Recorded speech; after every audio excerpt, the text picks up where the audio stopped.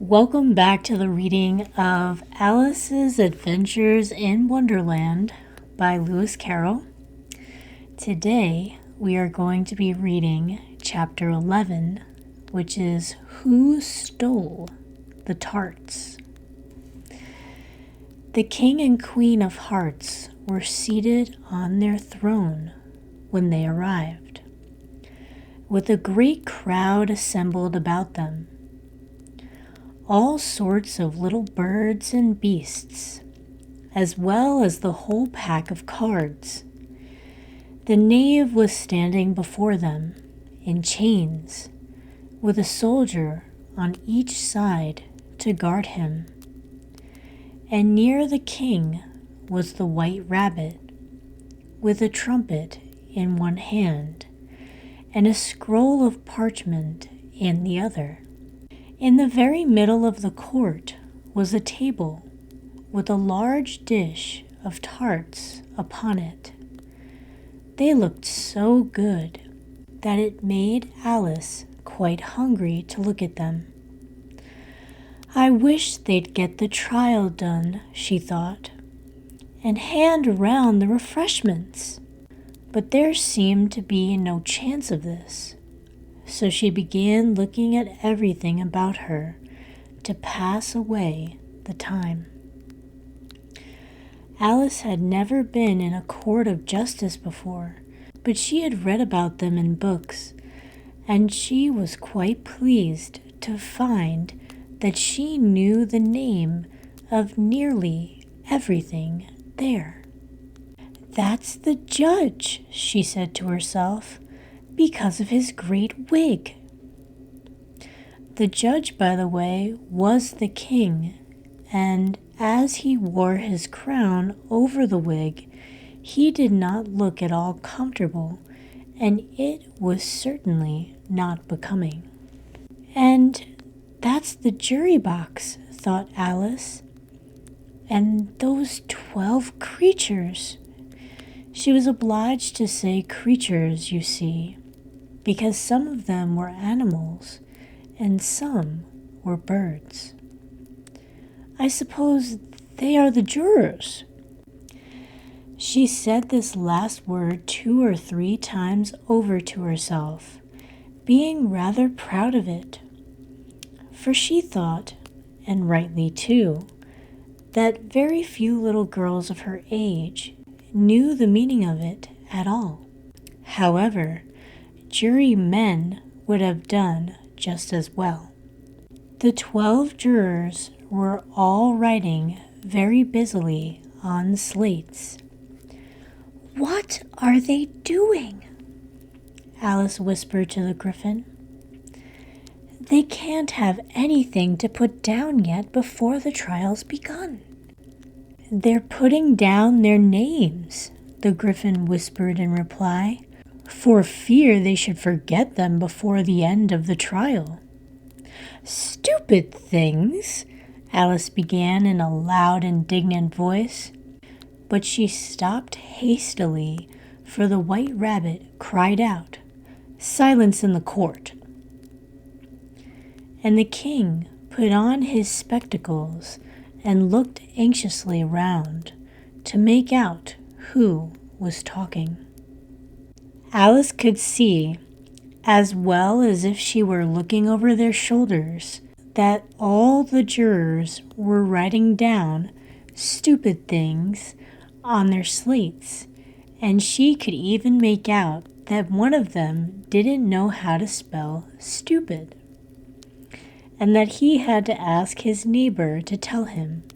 "A nice muddle their slates'll be in before the trial's over," thought Alice. One of the jurors had a pencil that squeaked. This, of course, Alice could not stand, and she went round the court and got behind him, and very soon found an opportunity of taking it away. She did it so quickly that the poor little juror, it was Bill the lizard, could not make out at all what had become of it. So, After hunting all about it, he was obliged to write with one finger for the rest of the day, and this was of very little use, as it left no mark on the slate.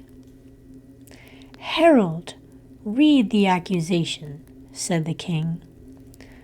On this, the White Rabbit blew 3 blasts on the trumpet, and then unrolled the parchment scroll and read as follows.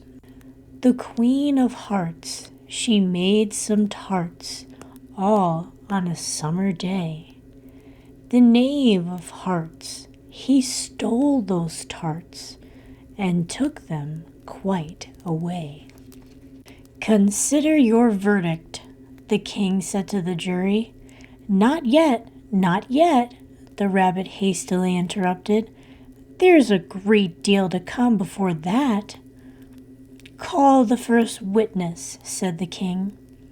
And the White Rabbit blew 3 blasts on the trumpet and called out, "First witness!" The first witness was the Hatter. He came in with a teacup in one hand and a piece of bread and butter in the other. "I beg your pardon, your majesty," he began, "for bringing these in, but I hadn't quite finished my tea when I was sent for." "You ought to have finished," said the king. "When did you begin?" The Hatter looked at the March Hare who had followed him into the court, arm in arm with the Dormouse. 14th of March, I think it was," he said. 15th, said the March Hare. 16th, said the Dormouse. "Write that down," the king said to the jury, and the jury eagerly wrote down all 3 dates on their slates, and then added them up, and reduced the answer to shillings and pence. "Take off your hat," the king said to the Hatter. "It isn't mine," said the Hatter. "Stolen!" the king exclaimed, turning to the jury, who instantly made a memorandum of the fact. "I keep them to sell," the Hatter added as an explanation. "I've none of my own. I'm a Hatter." Here the queen put on her spectacles and began staring at the Hatter, who turned pale and fidgeted. "Give your evidence," said the king, "and don't be nervous, or I'll have you executed on the spot."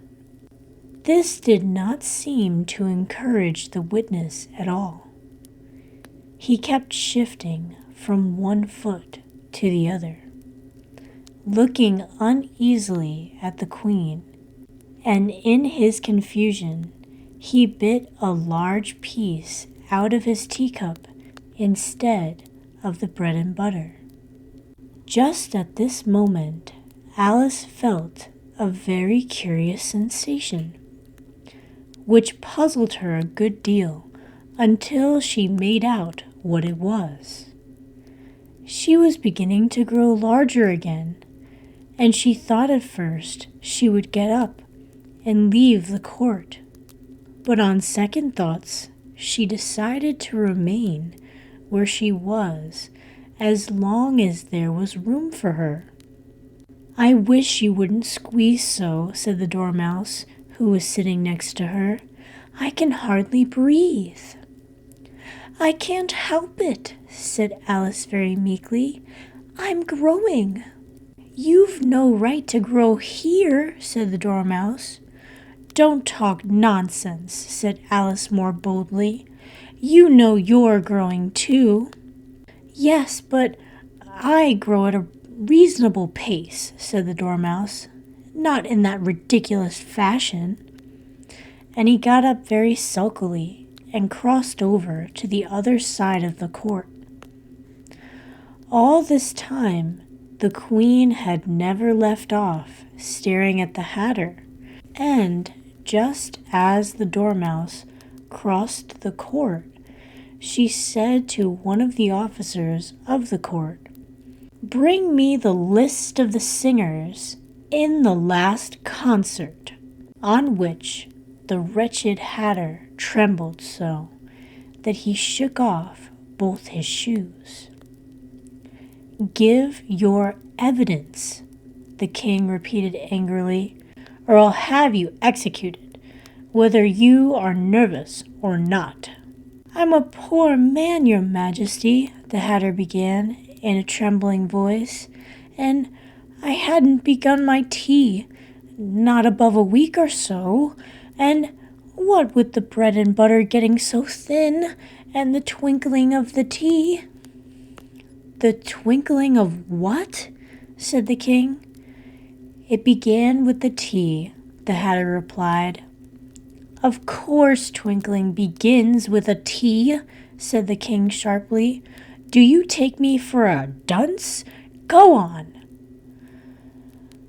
I'm a poor man, the Hatter went on, and most things twinkled after that. Only the March Hare said, I didn't, the March Hare interrupted in a great hurry. You did, said the Hatter. I deny it, said the March Hare. He denies it, says the king. Leave out that part.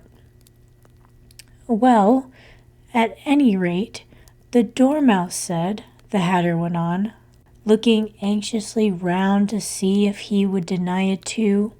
But the Dormouse denied nothing, being fast asleep.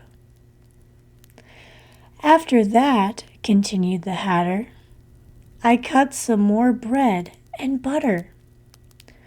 But what did the Dormouse say? One of the jury asked. That I can't remember, said the Hatter. You must remember, remarked the king, or I'll have you executed. The miserable Hatter dropped his teacup and bread and butter and went down on one knee. I'm a poor man, your majesty, he began. You're a very poor speaker, said the king. Here one of the guinea pigs cheered and was immediately suppressed by the officers of the court, as that is rather a hard word. I will just explain to you how it was done. They had a large canvas bag, which tied up at the mouth with strings. Into this they slipped the guinea pig, head first, and then sat upon it. I'm glad I've seen that done, thought Alice. I've so often read in newspapers at the end of trials there was some attempt at applause which was immediately suppressed by the officers of the court, and I never understood what it meant till now. If that's all you know about it, you may stand down, continued the king. I can't go no lower, said the Hatter. I'm on the floor as it is. Then you may sit down, the king replied. Here the other guinea pig cheered and was suppressed. Come, that finishes the guinea pigs, thought Alice. Now we shall get on better. I'd rather finish my tea, said the Hatter, with an anxious look at the queen, who was reading the list of singers. You may go, said the king, and the Hatter hurriedly left the court without even waiting to put his shoes on. And just take his head off outside, the queen added to one of the officers, but the Hatter was out of sight before the officer could get to the door. Call the next witness, said the king. The next witness was the Duchess's cook. She carried the pepper box in her hand, and Alice guessed who it was, even before she got into the court, by the way the people near the door began sneezing all at once. Give your evidence, said the king. Well, if I must, I must, the king said with a melancholy air, And after folding his arms and frowning at the cook till his eyes were nearly out of sight, he said in a deep voice, "What are tarts made of?" What are tarts made of? Pepper, mostly, said the cook. Treacle, said a sleepy voice behind her. Collar that dormouse, the queen shrieked out. Behead that dormouse. Turn that dormouse out of court. Suppress him. Pinch him. Off with his whiskers. For some minutes the whole court was in confusion, getting the dormouse turned out, and by the time they had settled down again, the cook had disappeared. Never mind, said the king, with an air of great relief. Call the next witness. And he added in an undertone to the queen, Really, my dear, you must cross-examine the next witness. It quite makes my forehead ache. Alice watched the white rabbit as he fumbled over the list, feeling very curious to see what the next witness would look like. For they haven't got much evidence yet, she said to herself. Imagine her surprise when the white rabbit read out at the top of his shrill little voice the name Alice. Thank you so much for enjoying Chapter 11 here with me on Expansion Goddess. I am grateful to be able to read this story with you. It has been truly interesting, and I am so interested in seeing what will come in Chapter 12 when she comes up on the jury stand and they ask her a bunch of questions. So I look forward to reading your comments below. Thank you so much for being here, and I look forward to reading the last chapter of Alice's Adventures in Wonderland with you next time. Take care.